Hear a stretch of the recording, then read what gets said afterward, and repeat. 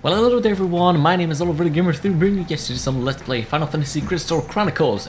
And today we're gonna be moving a little bit forward, you know, as we do. And now we're more past because I believe I want to shop a little bit, show you a little bit of my inventory and what exactly did I change. For now, I'm gonna make the Iron Sword for the Clavet, which is an amazing weapon to have. I don't believe I will make defenses, yeah, bronze armor and gloves.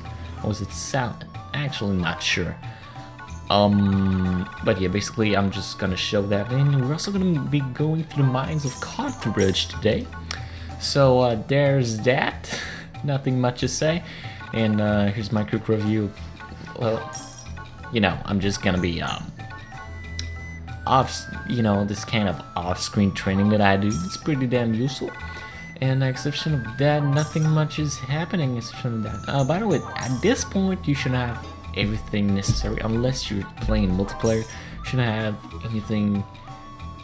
You shouldn't need bronze at this point. Actually, as at the beginning of year 2, there's no reason for you to still go for the bronze. It is absolutely worthless to do that, but you can get some cool weapon like the warrior's weapon design and even the Mitchell's armor design.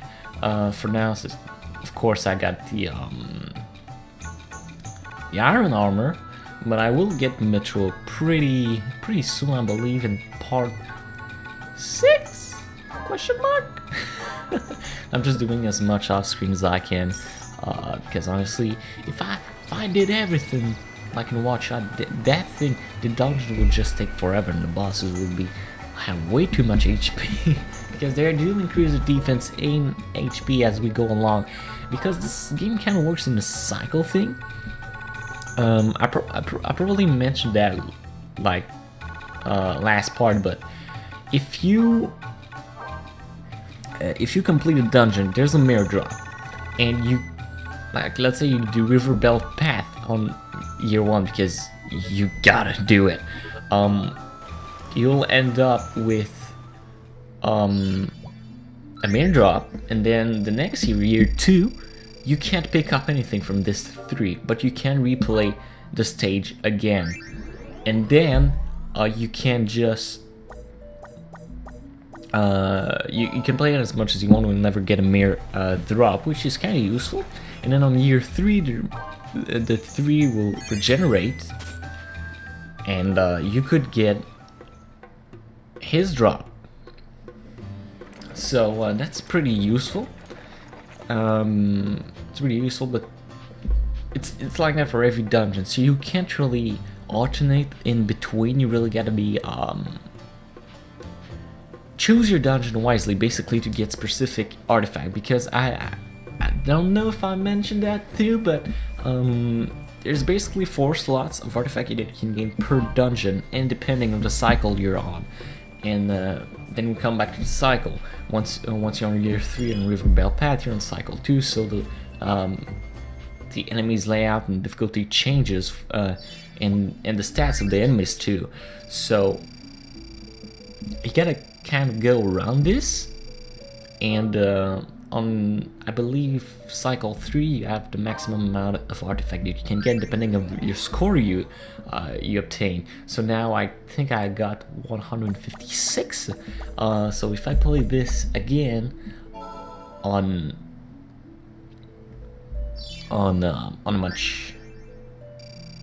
the later cycle, I will get better artifacts. Like, instead of having just +1 defense, I will get +3 or 5, which is extremely useful. So yeah, I did a lot of off-screen training, honestly.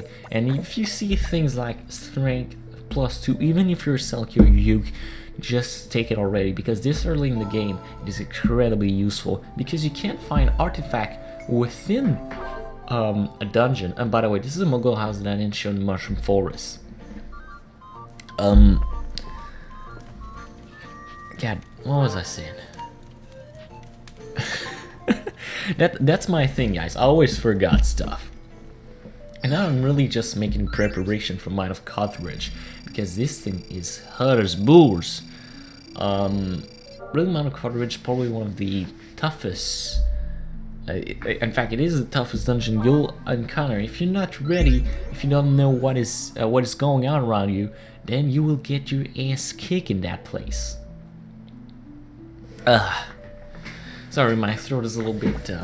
It is thirsty for anger of action of Final Fantasy. Because seriously, this is just 6 minutes and almost a half of just me doing off-screen stuff. And here we're gonna get to a mechanic that I don't really like.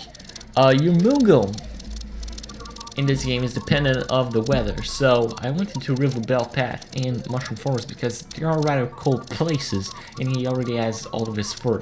You might have noticed that sometimes he's like, I'm tired, Capo, carry the callus for me. Well, yeah, this is gameplay. You can go into Moogle house and cut his fur. The problem is, it takes time to regrow, and it takes a crap load of time to cut this guy. Like, just take the length of this clip right here. It begins, I believe, at 520, and it's up at around 620. Multiply that by 5 times. This is 5 times the speed that you're seeing currently. This took me 5 minutes. Took me 5 minutes to cut this guy. Took me 5 freaking minutes just to be ready to make sure he won't piss on me every 30 seconds in the mine cartridge.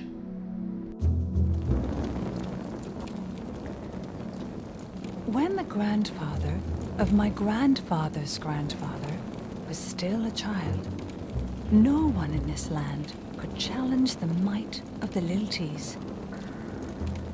They forged weapons of iron to bring the world under their dominion. But eventually, the mine was exhausted, and the Lilties' unstoppable conquest ground to a halt. The Lilties' ambition vanished along with the iron. They abandoned the mine, where monsters now thrive.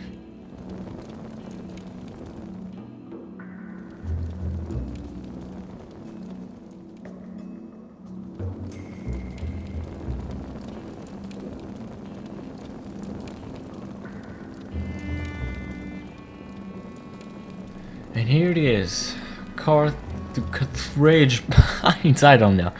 Anyway, here's the dungeon for this episode, and Mine of Cathriges is kind of a weird, lengthy place? Question mark? Basically, it's kind of a maze stuff, and this is where the connection with your Game Boy Advance, if you got one, becomes extremely useful because of that map function. Especially, this is a pretty lengthy place if you want to go for every treasure chest and stuff like that, to go and look at every crannies. And this is cycle 1. In cycle 3, there's stuff everywhere in this place, and you gotta backtrack crazy if you want to get secret objectives like open all the treasure chests or eliminate all enemies or do as much physical damage as possible, you know? You really gotta put your mind to this if you ever want to do anything with this. I'm not kidding here. This is... oh god. This is crazy, honestly.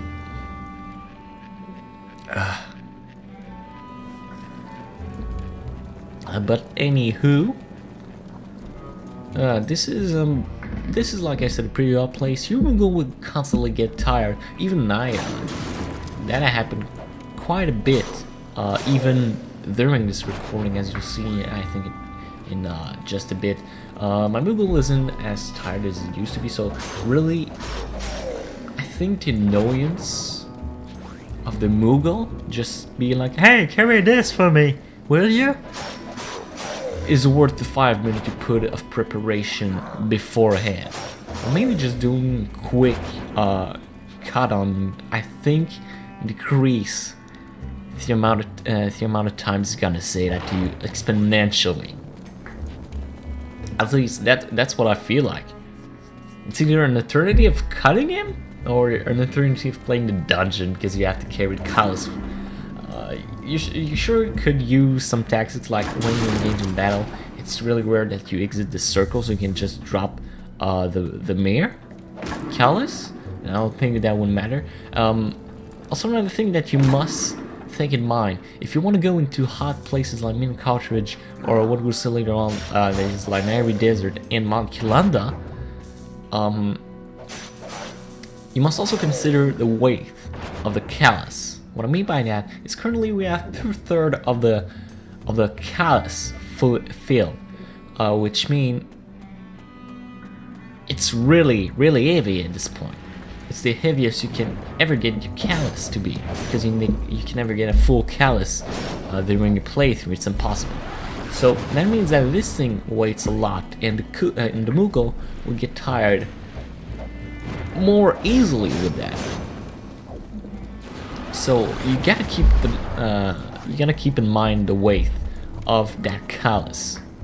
And here's just a Moogle kind of finding. I was trying to auto carry the thing. Didn't work out so well. But you gotta watch out for every cranny. Watch out for the corner in this place. There is nothing currently on these realms that I'm going on, like those structures that I'm in right now. Upstairs there will be nothing until I believe cycle 2, because there's, like I said, changing the layout of the dungeon, how things gonna be placed. Currently they're just enemies, but later on they'll be treasure chests and so on and so forth. I do say though that so far this game lives a real good impression in terms of visual. This game has impressive visuals, if you ask me. It's really bright, it's colorful, it's really Final Fantasy-esque. It's your typical Square Enix goodness, and this soundtrack, man, puts you in. It's not something that you'd be rocking on all day, you know. It's no live and learn. It's no open your heart. It's no rules of nature. Just go and look at these songs online on YouTube. They're all fantastic. I believe they're all great video games tunes, and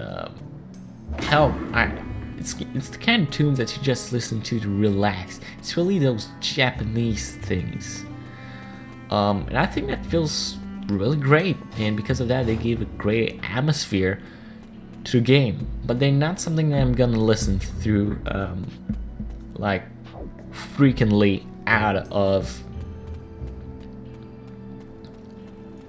the game of itself. It's really just a playthrough. But I do say though that because of this atmosphere that this game is bringing with this music and even these visuals in some cases, can make a pretty boring experience for some player. And just a back and forth sometime and just traveling, because I don't think you move fast enough. You move fast in this game, but not fast enough. And by the way, here I'm showing slow, which is a pretty useful ability most of the time, if you know what you're doing, unlike me. Because of this, I'm gonna get back to the topic. Because of the specific atmosphere and just the feeling in general of the game, how it's structured, especially blend levels like Carthage Mine or Linary Desert, it can make for Linary Desert, which I believe will be the last dungeon. No, the one of the last dungeon you'll see. It can make for a pretty stellar experience. I mean, just look at it. It's really great. There's not really a lot of things going on screen. This is no Dynasty Warrior here. This is no Sonic platforming stuff happening. This is really just, it's you traveling, sometime encounters enemy, and you do the hit and run strategy. That is it.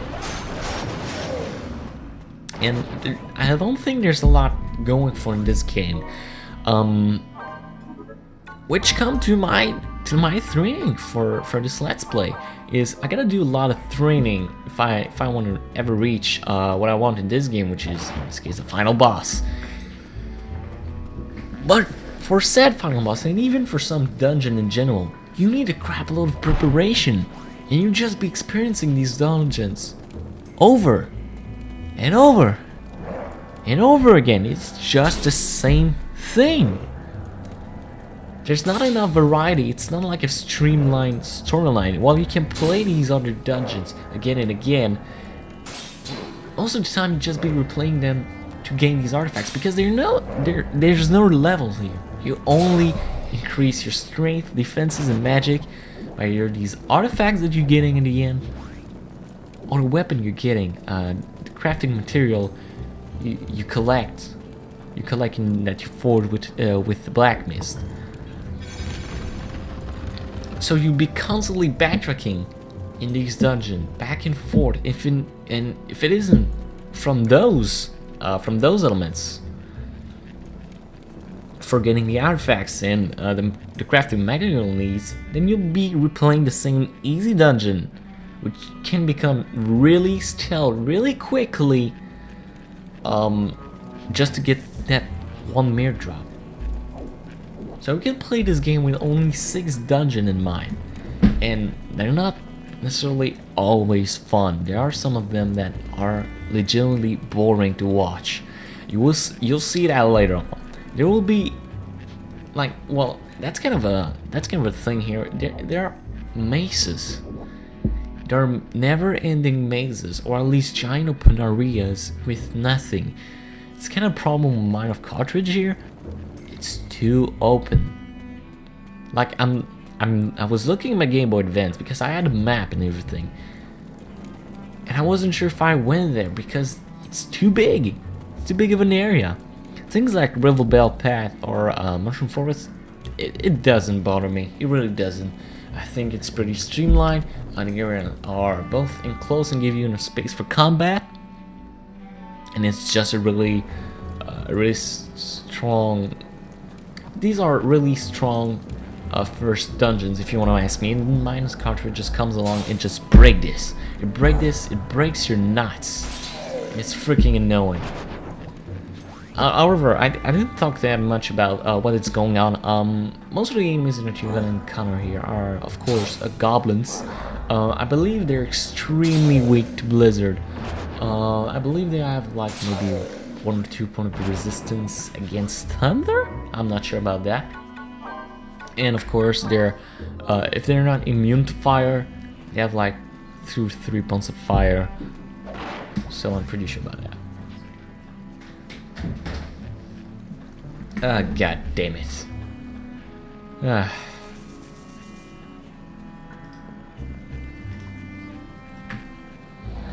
Well, anyway, that is pretty much it. We're almost at the end of Mines of Carthage. Let me say that again because I was so sexy while doing that. The Mines of Carthage. That is weird about me. That is really weird because I did 2 different voices at two separate times. That's how great I am, ladies and gentlemen. I am the best.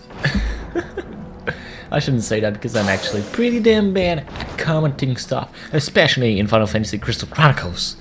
Let's play. I don't know what I'm saying anymore. When it comes to Mine Carthage, I think that's... Was I talking about that? Anyway, here's the Moogle house, so enjoy that little fancy music that I love so much. So mucho. So mucho.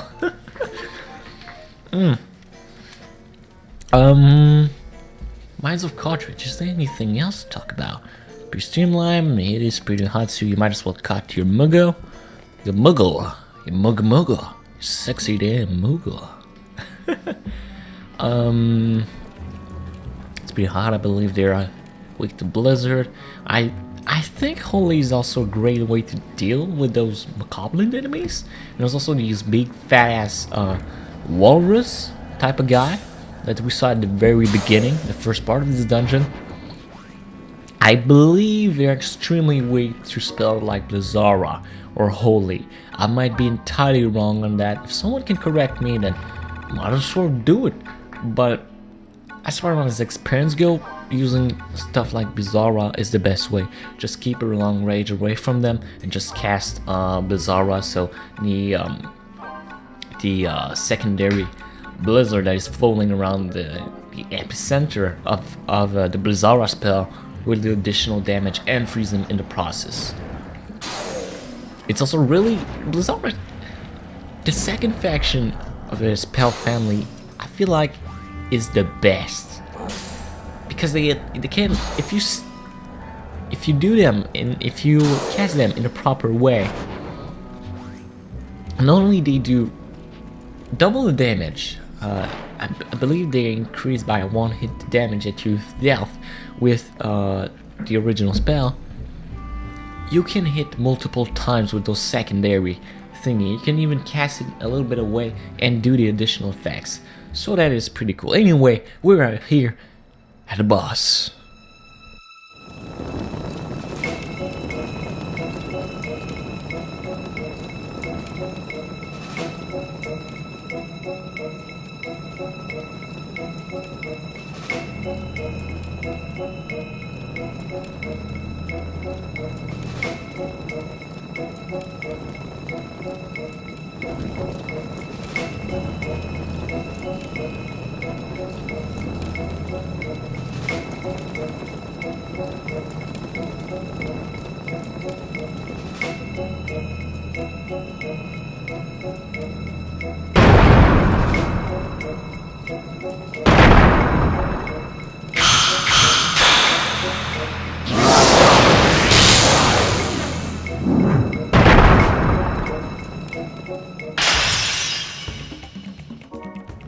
Am I the only one think that intro took freaking forever? Took almost like a minute to appear. Granted, you can skip it by using the start button to kind of skip everything, but Jesus Christ. Anyway, this is the, I believe,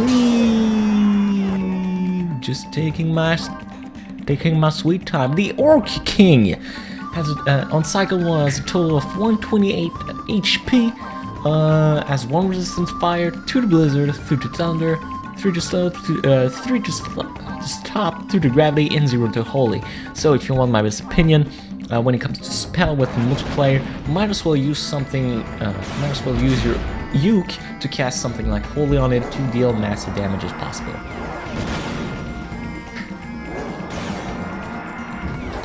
You can always use the original hit and run strategy, which worked oh so well in so many different occasions. On exception of that, I feel like the Blizzard spell is the most useful in cycle 1 because you can get early access to Blizzara. Actually, you don't get early access to Blizzara, you get it really later on. You can get quick access to Blizzara, which deal as much damage, and you get the extra white damage and maybe those optional hit, which count as 2 fire spell, even though he has 1 point of resistance for fire and 2 point of resistance for blizzard. He has quite a lot of HP, more than any other boss we've encountered so far. I mean, if I just look at stats, Malboro have 112 of HP, and the giant crab at 80 of HP. Then as we go along the cycle, well, they become more difficult, but that's gonna be for a later episode. I might just add them into a bonus episode. Exception of that, Orc King is kind of an okay boss, if you will. It's definitely a weird one, but it's doable pretty damn easily. Anyway, once you get it around a quarter of his health, which I believe is right away, he's gonna enter his self-destruct mode, which is gonna charge up. At this point, you have 2 options. Kill him before he explodes, which take a really long time, by the way, so you have all the time to cover. Or you can kill him or evade him. Yeah, that's basically it. And by the way, if that self-destruct hits you, it's an insta kill, so you gotta watch out. Exception of that, that is the boss of the mines of Cathriges. I will never be able to say that name right.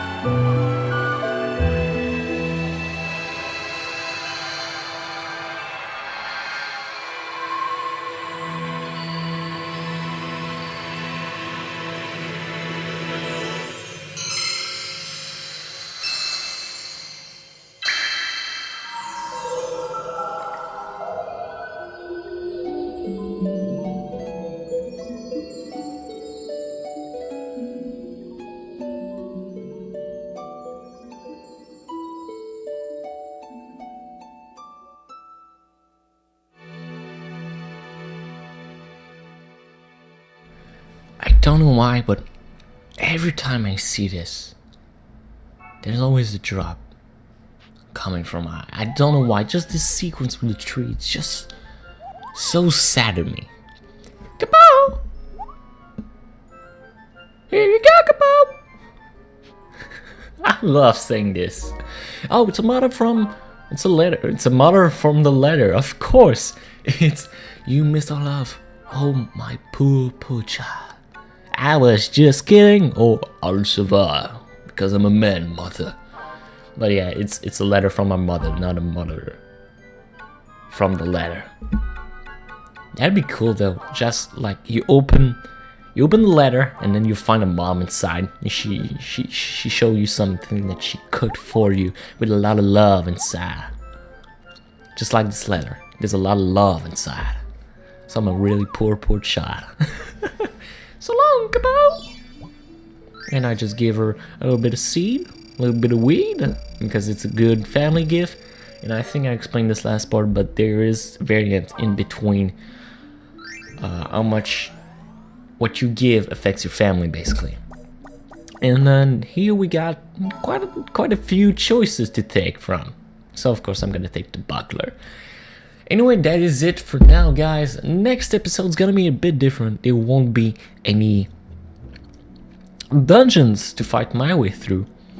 However, it's gonna be a real full explore and preparation episode for the next year that's coming up, because as the years move on, enemy gets I believe in single player twice as much power as they used to in the last year. And when we get to year 3, they'd be 3 times the original strength that they were in year 1. So I gotta be prepared for that. So I'm gonna be showing off a lot of towns. I'm gonna visit the grand city that is Altiferia. We're gonna assist to the ceremony of year 1, and at the end of year 1, begin our journey in year 2. Of course, visit the great town of Altiferia and go to the Shella, I believe. City, excuse me, I am very gross today, and I hope you can all agree with me. It feels so good when we just let it out. Exception of that, I don't think there's anything else I need to talk about. So if you don't want to see me preparing for what is coming ahead, or you don't plan on watching this or playing this game for yourself and know how to prepare for all that stuff, then don't watch next episode. Anyway, guys, until then, my name is Gamer 3, and I'll see you guys next time.